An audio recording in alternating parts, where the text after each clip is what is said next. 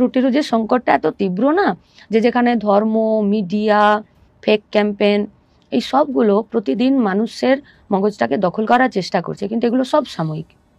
কখনোই fake campaign, ভুল খবর, তথ্য, একটি প্রচার মাধ্যম, একটি ধর্ম এরা শেষ কথা বলে না, মানুষের মগজ শেষ কথা বলবে, এবং সেটা সবসময় প্রগতির দিকে এবং একটি পজিটিভ দিকে কথা বলে, এবং মানুষের মাথাকে বুঝতে এবং ভাবতে বাধ্য করে মানুষের প্রয়োজন এবং মানুষের পেটের খিদে। ফলত কমিউনিস্টরা, বামপন্থীরা যে ইস্যুতে, যে দাবিতে, যে বিষয়ে তারা যে লড়াইয়ের জায়গাতে থাকে, সেটাই তো হচ্ছে পেটের ভাত হাতের কাজ, তার জন্যে, এবং লুটের বিরুদ্ধে, শোষণের বিরুদ্ধে।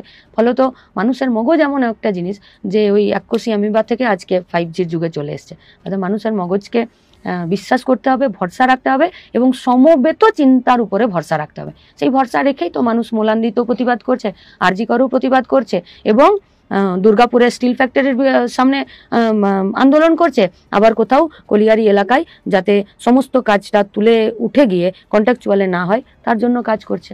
ফলত লড়াইটা সব জায়গায় আছে। মিডিয়া আমার সামনে কতটা প্রেজেন্ট করলো তার দ্বারা আমি ঠিক করবো যে কতটা লড়াই হচ্ছে, সেটা করতে গেলে ভুল হবে।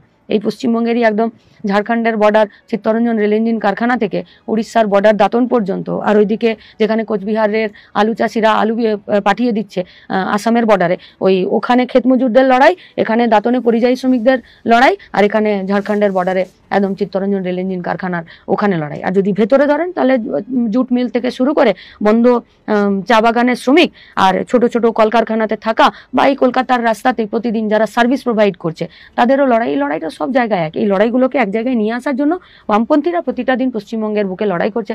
তার জন্যই মইদুল, তার জন্যই সুদীপ্ত, তার জন্যই তামান্না। ফলত এ তালিকা দীর্ঘ হবে এবং লড়াইয়ের তালিকাও দীর্ঘ হবে।